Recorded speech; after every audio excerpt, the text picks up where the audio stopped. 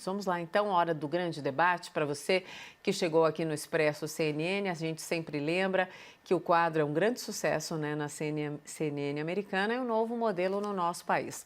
Nós adotamos esse modelo porque o nosso objetivo sempre é apresentar temas relevantes, com visões diferentes sobre o mesmo assunto, para que você, então, construa a sua opinião conosco, a sua forma de pensar. O governo Bolsonaro foi alvo de manifestações de apoio e protesto em São Paulo, em Brasília e no Rio de Janeiro neste fim de semana. Mas em São Paulo, manifestantes ligados às torcidas organizadas de times de futebol protestaram contra o presidente. O protesto terminou em confronto com a polícia militar. Também houve ato a favor do presidente na Avenida Paulista. Em Brasília, manifestantes vestidos de verde e amarelo fizeram manifestações de apoio ao presidente Jair Bolsonaro. E no Rio, houve manifestações simultâneas ali contra e a favor do governo. O tema do debate de hoje é: as manifestações deixam o ambiente político no país mais tenso? Os nossos debatedores são Augusto de Arruda Botelho, advogado especialista em direito penal. Olá, Augusto, boa noite. Boa noite.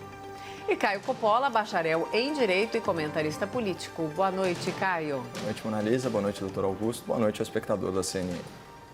Hoje começamos com você. Suas primeiras considerações, Caio, por favor. Acho que pela ordem a gente tinha combinado que ia ser o doutor Augusto. Pode ser, ó, as suas primeiras considerações. Pediram para começar com você porque a última tinha sido eu Augusto. tenho um acordo de cavalheiros aqui com o doutor Augusto que a gente alterna as considerações iniciais, mas como você achar melhor. Podemos ir com você, então?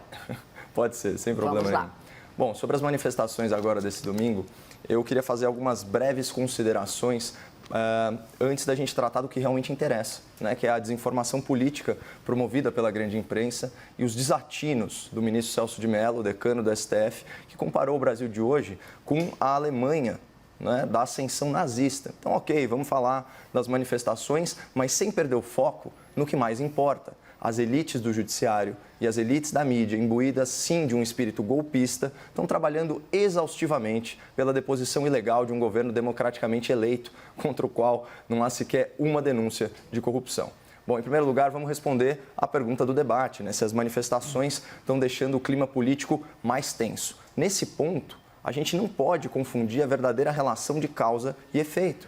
Via de regra, não são as manifestações que causam tensão política, é a tensão política que causa manifestações. Uma manifestação nada mais é que a materialização de uma insatisfação popular, seja ela justa ou injusta, em maior ou menor grau. Existem manifestações mais orgânicas, né, que muitas vezes contam aí com a adesão espontânea de milhares e milhares de participantes, e existem também manifestações militantes ou mercenárias, a serviço de agentes políticos que, por vezes, pagam pela adesão de manifestantes, seja com dinheiro, seja com mortadela ou qualquer outra vantagem. Então, quando nós vemos membros de torcidas organizadas, cuja reputação é de conexão com o crime organizado, se engajarem politicamente nas ruas e, ato contínuo, recorrerem à violência física, atacando inclusive a força policial, fica muito difícil reconhecer essa manifestação como legítima e fica ridículo qualificá-la como um ato pró-democracia. Assim como é ridículo qualificar todo e qualquer ato de apoio ao presidente da República como antidemocrático. Mas adivinha quem desempenha com primor e com disfarçatez esse papel ridículo de qualificar e estigmatizar as coisas em desacordo com a realidade? Essa imprensa partidarizada, que faz militância política travestida de jornalismo. E que, graças à internet, cada vez mais vê a sua hipocrisia, as suas contradições, as suas mentiras escancaradas nas redes sociais. Então, reparem que parlamentares e influenciadores ligados à oposição são inexplicavelmente favoráveis à censura de conteúdo nessas plataformas online. Não é à toa. O caso mais patético de desinformação que as manifestações de domingo nos propiciaram foi a fantasiosa associação entre bolsonarismo e nazismo. Se você é adepto dessa teoria extremista, talvez te falte um pouco de estudo e de informação sobre o que foi o regime nazista e o que ele propunha. Parece que na impossibilidade de acusar o presidente de corrupção ou qualquer outro crime que custa em não aparecer, a oposição resolveu apelar para uma falácia infantil, que a gente chama em retórica de argumento ad Hitlerum ou redúcio ad nasium. Essa estratégia consiste em associar o seu adversário político a ideias nazistas ou ao próprio Hitler. Parece meio tosco, mas muitas vezes funciona. porque gera uma reação emocional, visceral no público. Afinal, o nazismo, o fascismo e o comunismo representam tudo que a humanidade conseguiu gerar de pior em termos de organização política e social. E para vocês verem como essa tática de usar a carta do nazismo é manjada, eu mesmo já tive a oportunidade de desconstruir essa falácia em outra ocasião, aqui no programa em 20 de abril, né, quando se tentou estigmatizar como simpáticos ao nazismo os participantes de manifestação pela flexibilização da quarentena horizontal. Bom, ainda falta abordar o tema aí sob a perspectiva da elite do nosso judiciário, então, para não me alongar e fomentar o debate, eu vou encerrar esse comentário inicial já deixando uma pergunta no ar para o doutor Augusto. Né? Vamos considerar que o ministro do STF acha que o bolsonarismo é similar ao nazismo e chega a compartilhar essas ideias em grupos de WhatsApp com outros ministros. Esse ministro estaria apto a relatar e a julgar um processo contra o presidente da República que ele vê como inimigo político? Ou, em outras palavras, né, você, doutor, se advogasse nessa causa para a presidência da República, não alegaria aí a suspeição do ministro por falta de imparcialidade? Fica no ar aí. Então, Augusto, suas primeiras considerações, já com pergunta. Vamos lá, Augusto, por favor. Primeiro fazer as considerações, depois eu respondo a pergunta. Justo. Boa noite a todas e todos. A pergunta do debate de hoje é se as manifestações estão deixando o clima político ainda mais tenso no Brasil. E eu vou ter que responder essa pergunta com uma outra pergunta. Que manifestações? As manifestações que defendem a democracia e o Estado democrático de direito, ou as manifestações com pautas, atos e falas que propõem uma ruptura democrática? Uma ruptura na democracia, melhor. O presidente Bolsonaro foi eleito com alguns lemas. Brasil acima de tudo e Deus acima de todos. Liberal na economia e conservador nos costumes. Um jeito novo de fazer política sem o toma lá da cá. Vamos armar o cidadão de bem, entre outros temas. Antes de ser candidato, Bolsonaro, no plenário da Câmara dos Deputados, homenageou um notório e violento torturador. E fez isso abertamente, exercendo o seu direito constitucional de livre manifestação. Depois de eleito e percebendo que governar um país é bem diferente do que passar 28 anos como parlamentar, o presidente foi se perdendo. Perdendo apoio político, perdendo apoio popular e não conseguindo de forma mínima fazer com que pautas importantes para o país, reformas importantes para o país fossem aprovadas. E não fez isso porque o parlamento brasileiro assim não queria. Fez isso porque foi inábil politicamente. No meio disso tudo surge uma pandemia. Uma pandemia que hoje em nosso país está relativamente controlada em alguns estados, mas fora de controle em outros. Dentre muitas posturas reprováveis do governo federal em relação a esse tema, a gente pode resumir a ação do governo no combate à Covid-19 com a célebre frase do presidente: e daí? Com sua imagem desgastada e perdendo cada vez mais apoiadores dentro e fora do Congresso Nacional, o presidente fez aquilo que era temido. Iniciou, através de manifestações, de falas e de atos, uma ruptura institucional. Nunca, e eu já disse isso aqui, nunca na nossa história uma ruptura foi tão anunciada. Os avisos chegam a um ponto que um de seus filhos diz que não é mais uma questão de se, e sim uma questão de quando haverá essa ruptura. Hoje, há poucas horas, tivemos a manifestação do Procurador-Geral da República afirmando ser possível a intervenção das Forças Armadas quando, abre aspas, um poder invade a competência de outro poder. Curioso que essas movimentações antidemocráticas sempre vêm seguidas de um pedido de desculpas, de uma explicação, de não era bem assim. Primeiro, e para lembrar apenas alguns desses atos, o presidente e seus filhos e até ministros citam o AI-5. Repreendidos por toda a sociedade, falam: não, eu fui mal interpretado. No meio da pandemia, o presidente, desrespeitando todos os protocolos de higiene, participa de manifestações que o principal pedido era o fechamento do Congresso e do Supremo. Não estou incentivando esses pedidos, apenas vim dar um oi para os meus apoiadores. Quando um dos seus ministros flerta com a estética nazista, foi exceção? Ou será que a gente esqueceu do vídeo do Roberto Alvim?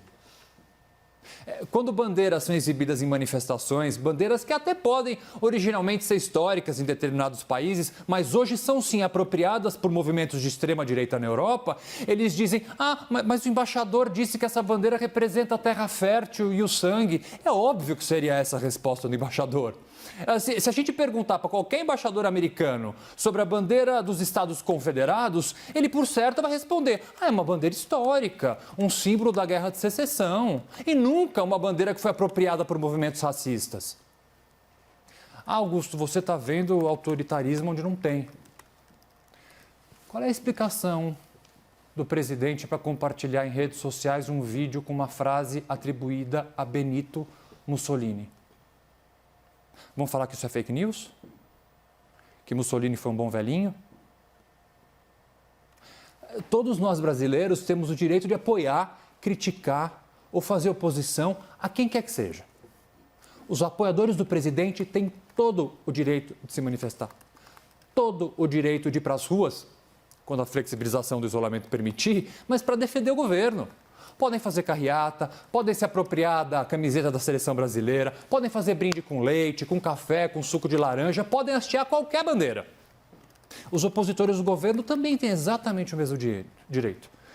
Podem se intitular democratas, antifascistas, stalinistas, trotskistas, o que for.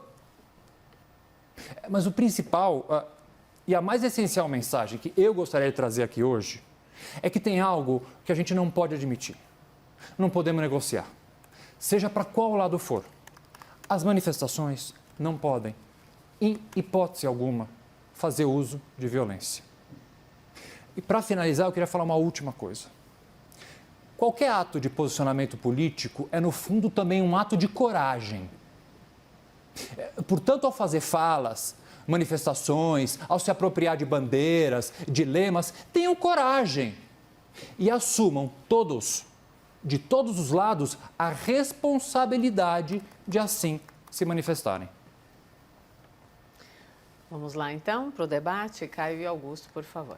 Eu queria já devolver a palavra aí para o doutor Augusto, por curiosidade mesmo, saber a resposta dele à minha pergunta, né? Eu falei aí das elites, tanto da mídia quanto do judiciário, né, que estavam organizadas aí no sentido de desconstruir o governo federal e sempre estabelecer esse link equivocado, baseado em desinformação entre o bolsonarismo e o nazismo, né? Então a gente teve o episódio, né, das mensagens vazadas e não contestadas atribuídas aí ao ministro Celso de Mello, que é relator, né, do inquérito que investiga a suposta interferência da Presidência da República na Polícia Federal. Ele expressamente comparou o bolsonarismo ao nazismo, né? Então eu perguntei para o doutor Augusto que, na qualidade aí de defensor da causa da Presidência da República, se ele não alegaria a suspeição do ministro que fez essa comparação, ao meu ver indevida, né? Já que isso demonstra uma certa parcialidade no julgamento, poderia denotar isso. Uhum. Bom, vamos falar sobre essa manifestação do ministro Celso de Mello, só para, se o espectador não acompanha isso.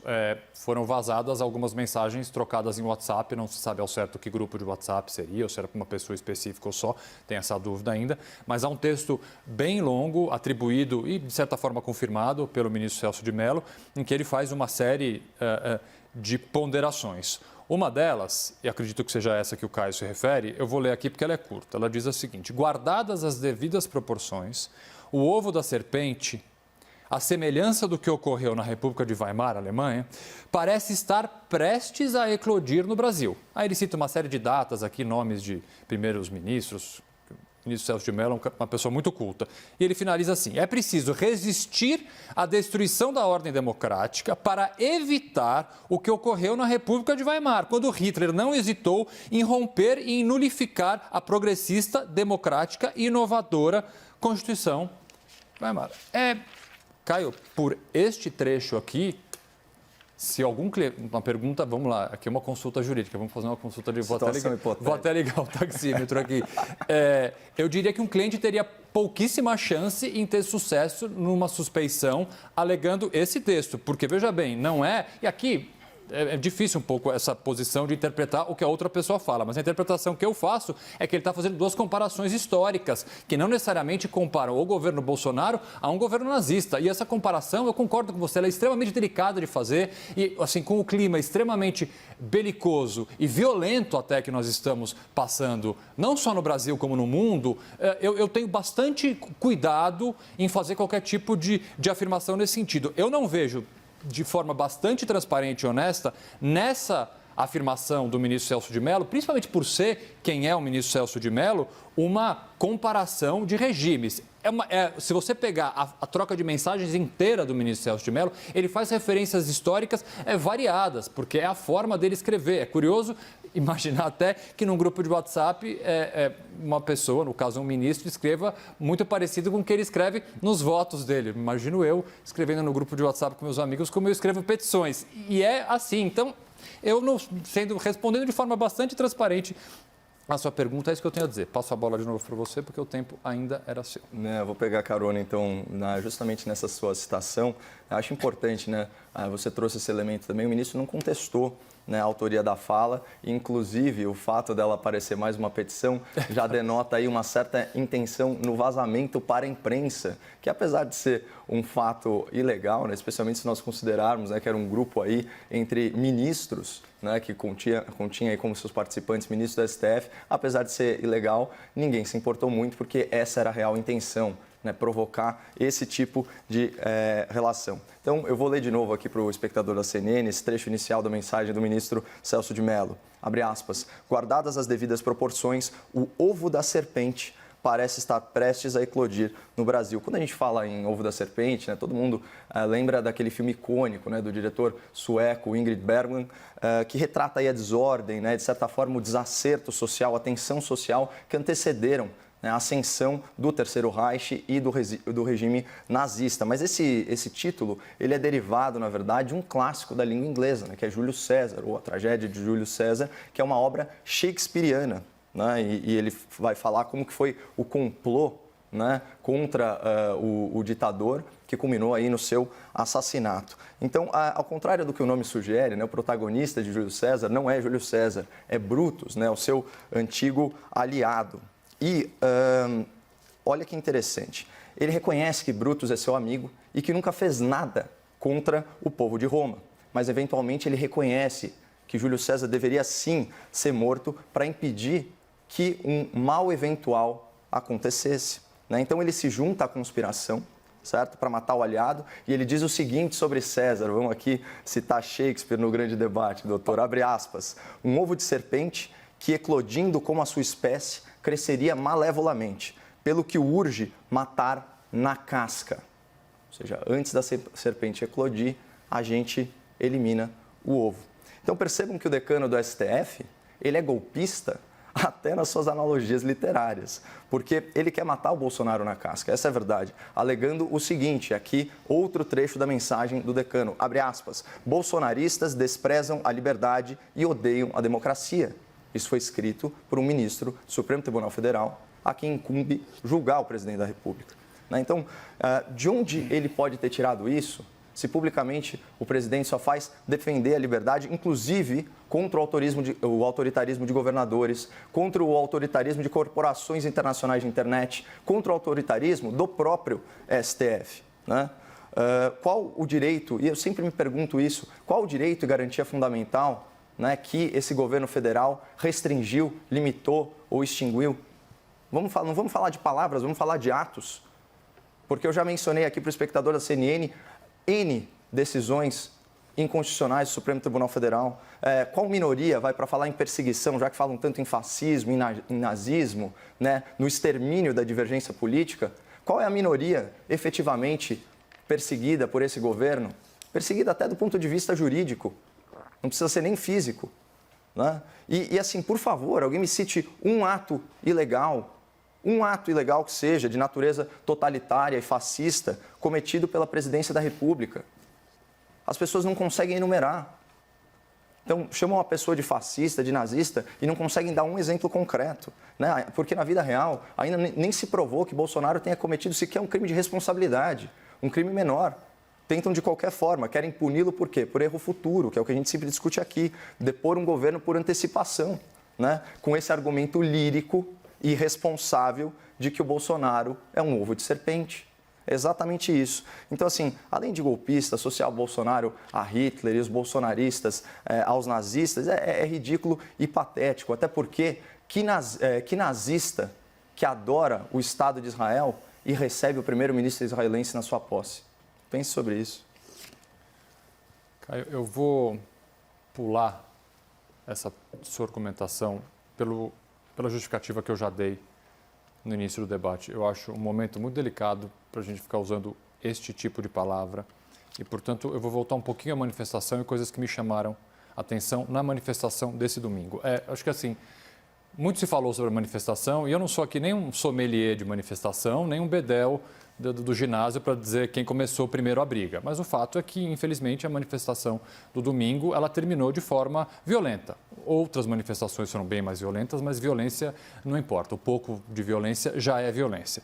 O que nós vimos? De um lado, aqui você fez a afirmação de torcidas organizadas, ligadas eventualmente a crime organizado, etc. A liderança deste movimento que saiu às ruas no domingo foi entrevistada hoje pelo jornal Estado de São Paulo. É uma pessoa chamada Danilo Pássaro, que é um rapaz de 27 anos, formado em teologia, evangélico, missionário no Haiti, hoje em dia estudante de História na USP, e fundou esse movimento chamado Somos Democracia, que tem origem dentro de uma torcida organizada de um time de futebol aqui de São Paulo. Mas é esse o perfil que, numa leitura e na entrevista que eu faço, eu acho bastante diferente da leitura de qualquer coisa que beire a ilegalidade. Esta é a primeira coisa. Por outro lado, o que nós vimos, e aí não é realmente uma questão de interpretação, quem começou primeiro ou quem não começou primeiro, mas há imagens divulgadas exaustivamente na CNN, inclusive, de uma manifestante pró-governo federal que vai para a manifestação com um taco de beisebol. Vou repetir, taco de beisebol, escrito Rivotril. Me relembrou aquele pedaço de pau apreendido numa delegacia de polícia na década de 90 aqui, onde presos eram espancados, e estava escrito nesse taco de pau, direitos humanos. Vocês lembram disso? Me lembrou bastante isso. Então nós temos, de um lado, uma manifestação que se auto-intitula Somos Democracia e uma outra em que uma manifestante vai com um taco de beisebol. Isso é um fato, divulgado amplamente. E aí pedir manifestações, eu não vou chamar de fascistas ou nem de nazistas, eu vou chamar de autoritárias do governo federal. Eu posso passar aqui 4 debates elencando. Para começar, revogando portarias que controlam armas e dizendo abertamente que quer armar a população contra governadores e prefeitos. Então, quando você vem aqui, Caio, me desculpe falar, o presidente está mostrando uma veia democrática para que a gente não fique à mercê de governadores e prefeitos, veia democrática com armas? Olha, estamos completamente longe de veia democrática nesse governo, completamente longe. O que quer dizer, então, para terminar, já que você me fez uma pergunta, Caio, o que significa um presidente da República, num momento como tal, a troco do quê, por que razão, com qual intuito compartilhar um vídeo com uma frase atribuída a Mussolini? Eu jogo a pergunta para você, para que isso nesse momento? Eu acho um grande equívoco, né? Até porque, por mais brilhante que a frase possa ser, e muitas vezes é possível sim separar o autor da obra, eu particularmente elogiei 1000 vezes, né? Gente como Chico Buarque, mas obviamente pela questão artística, jamais pelo posicionamento político, até porque ele defende uma cleptocracia que assaltou os cofres públicos. Eu lamento, se for o caso, que o presidente da República tenha agido dessa forma, porque ele dá ensejo justamente a esse tipo de crítica que você fez. Agora, vamos voltar um pouquinho e colocar os pingos nos is. Quando a gente fala em armar a população, isso é justamente armar a população contra a tirania. Qual tirania? Pode ser de um governo ou pode ser do crime organizado, já que você citou ele de novo. Você sabe que uma família desarmada ela é absolutamente refém do crime organizado quando esse resolve aí expropriar não só a propriedade, né, dessa família, como também, de repente, ameaçar a sua vida. Então, uma população armada é muito mais difícil de ser tiranizada. Então, esse é o primeiro ponto. E triste a democracia que não tem armas. Aliás, me dê um exemplo de um Estado democrático de direito que não tenha forças armadas, que não tenha polícia. né, e que não tenha cidadãos privados que possam andar armados, seja em situação excepcional ou em situação regular. Não é assim, né? Agora, bom, já que você citou a questão da bandeira, é importante pontuar, né, doutor, o que a gente cobra da esquerda, em geral, dos progressistas e muitas vezes dos advogados, né, dessas correntes políticas, é o seguinte, uma simples questão de proporção. Você vem aqui, você fez uma ode contra a manifestante que de forma dramática estava lá com o seu bastão de beisebol, e eu pergunto, ela agrediu alguém com esse bastão? Não, porque ela foi escoltada pela Polícia Militar, o que é uma coisa também curiosíssima, né?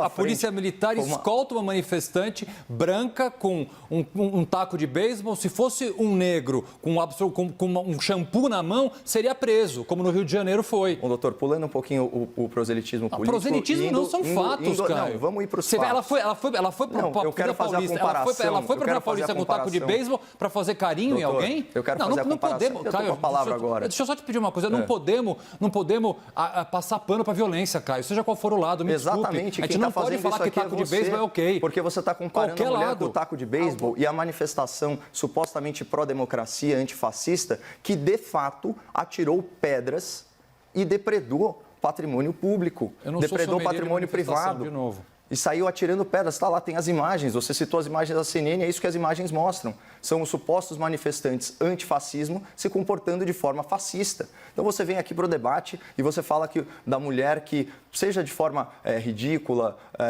lá empunhando um taco de beisebol, mas isso pelo menos ficou só no simbolismo. Não foi para as vias de fato, como os manifestantes que você a tanto custo defende. Então, o que a gente cobra é simplesmente proporção. Eu defendo o direito das pessoas se manifestarem. Comparando uma imagem que é forte, que é desagradável, de fato, né? Ela é criminosa. Com um crime realmente cometido de agressão física, de violência, inclusive contra a força policial. Né? E outra coisa, vamos lembrar, né? A gente está falando de manifestações em tempo de pandemia, que é outra agravante também para tudo isso que está acontecendo. Concordo com você. Debatedores, eu não quero interrompê-los, mas eu fiz essa ressalva quando a gente começou por causa da cobertura das manifestações. Hoje o debate é um pouco mais curto. Então agora vocês podem manter o debate no tom que quiserem, claro, respeitosamente, e levando em consideração que as pessoas têm que nos ouvir, nos entender. Agora os argumentos finais, 2 minutos para cada um. Começamos com você, Augusto, por favor, e depois o Caio. Tá bom. 1 minuto, desculpe, acabei meu de ser Deus corrigida. 1 minuto, desculpe, então, debatedores. Vapt-vupt. Vamos lá. Eu vou voltar à parte final da minha fala inicial.